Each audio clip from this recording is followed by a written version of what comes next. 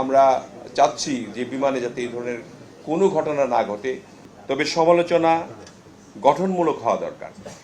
আমাদের এই গণতান্ত্রিক সরকার গঠনের পর থেকে আপনাদের সাহায্য আমরা পেয়ে আসছি।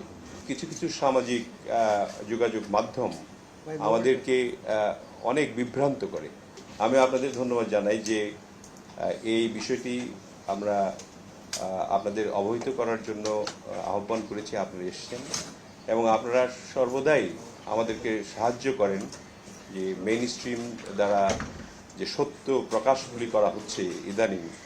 আমাদের গতকালকে মাননীয় প্রধানমন্ত্রীও এ ব্যাপারে তিনি জানেন যে আমাদের যে বিষয়টি একটা আমাদের লাগেজ সংক্রান্ত, মাননীয় হাজি যারা গত পরশুদিন আপনার রাত্রেবেলা তারা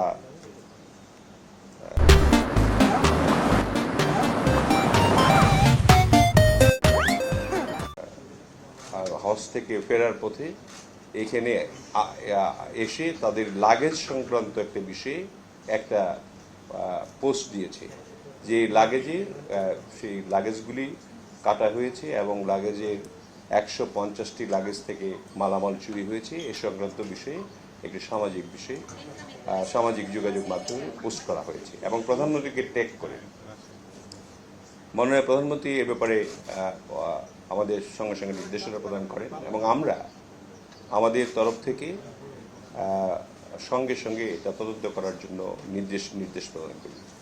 আমরা একটা বিবৃতি আপনাদেরকে দিতে চাই সেই ঘটনার প্রেক্ষিতে যে সামাজিক যোগাযোগের মাধ্যমে যে রিপোর্টটি প্রচারিত হয়েছিল, আমরা তাৎক্ষণিকভাবে বিমান বাংলাদেশ এয়ারলাইন্সকে একটি আভ্যন্তরীণ তদন্ত পরিচালনা করার নির্দেশ প্রদান করি। বিমানবন্দরে সিসিটিভি ও বডি অন ক্যামেরার ফুটেজ পর্যবেক্ষণ করে তদন্ত প্রতিবেদন কয়েক ঘন্টার মধ্যেই আমার কাছে কর্তৃপক্ষ পাঠায় এবং উক্ত ফ্লাইটে আসা 836 পিস লাগেজের মধ্যে 21টি বেগে ছেঁড়া এবং কাটা অবস্থায় পেয়েছেন বলে কর্তব্যরত গ্রাউন্ড স্টাফদের নিকট মৌখিকভাবে জানা যায়। নিয়ম অনুযায়ী কোনো হাজি বা যাত্রী মূল চেক ইন লাগেজের ভেতরে কোনো অবস্থাতেই জমজমের পানি বা যথাযথ সিলগালা না করে লিকুইড প্রসাধনী সামগ্রী গ্রহণ করতে পারবেন না। এটা একটা নিয়ম। লাগেজ স্ক্যানিংয়ের সময় ধরা পড়লে নিয়ম অনুযায়ী বিমানবন্দর কর্তৃপক্ষ লাগেজ কেটে বা খুলে তা বাজেয়াপ্ত করে থাকে। আন্তর্জাতিক নিয়ম অনুযায়ী ডিক্লারেশন ব্যতীত নগদ টাকা বা মানিব্যাগ বুকিং লাগেজে দেওয়া নিষিদ্ধ। ঢাকা বিমানবন্দরে সিসিটিভি ফুটেজ পর্যবেক্ষণ করে কোনো ধরনের মিসহ্যান্ডলিংয়ের প্রমাণ পাওয়া যায়নি। সাংবাদিকদের উদ্দেশ্যে আমি বলতে চাই, আপনারা এরকম পদক্ষেপ নেওয়ার কারণে আমরা ভবিষ্যতে অধিকতর সতর্ক হতে পারব। এখন গণমাধ্যম যে আসলে স্বাধীন তা আপনাদের কাজে পরিলক্ষিত হচ্ছে, এই জন্য আপনাদেরকে আমরা ধন্যবাদ জানাই। তবে সমালোচনা গঠনমূলক হওয়া দরকার। না, এই ঝামেলাটা কিন্তু হাজিরা করেনি। আপনার জ্ঞাতার্থে আমি আমি জানাচ্ছি যে আসলে কিন্তু হাজি সাহেবরা কোনো কমপ্লেন করেননি। তাদের কোনো কমপ্লেন, কোনো লিখিত কমপ্লেন না, মৌখিক কমপ্লেনও করেনি। একজন লোক সামাজিক যোগাযোগের মাধ্যমে এটাকে পোস্ট করেছেন।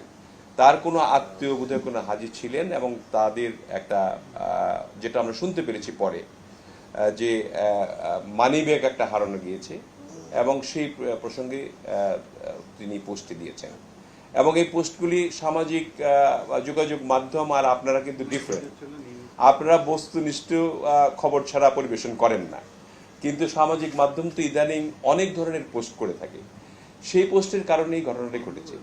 আর 5টি লাগেজ যেটা আপনি বললেন সেগুলি ডেফিনেটলি সিকিউরিটি চেক, তো আপনার যেখানে চেক ইন হয়েছে সেখানে সিকিউরিটি চেক করেই সেই ট্যাগগুলি দেওয়া ছিল। একটা চিঠি লিখেছি, আমাদের ক্যাবের চেয়ারম্যান সাহেব একটা ফার্দার চিঠিও আজকে দিয়েছে, বিমান থেকেও চিঠি দিয়েছে এবং সেখানে হয়তো সেই চিঠিটা আসতে সময় লাগবে। এর আগে শ্রীলঙ্কায় চিঠি দিয়ে কিন্তু আমরা ওখান থেকে ভিডিও ফুটেজও নিয়ে এসেছিলাম। আমরা এই ব্যাপারে খুবই সতর্ক, বিগত দিনে যা হয়েছে এগুলি যাতে না হয়। এবং আস্তে আস্তে একটা, আপনারা জানেন যে আমাদের 3.5 মাস বয়স সরকারের, সবগুলি স্তরেই আমরা আস্তে আস্তে শুদ্ধিকরণ আনছি এবং বিমানের বিষয়টি নিয়ে আমরা খুবই কনসার্ন এবং আমরা চাচ্ছি যে বিমানে যাতে এই ধরনের কোনো ঘটনা না ঘটে।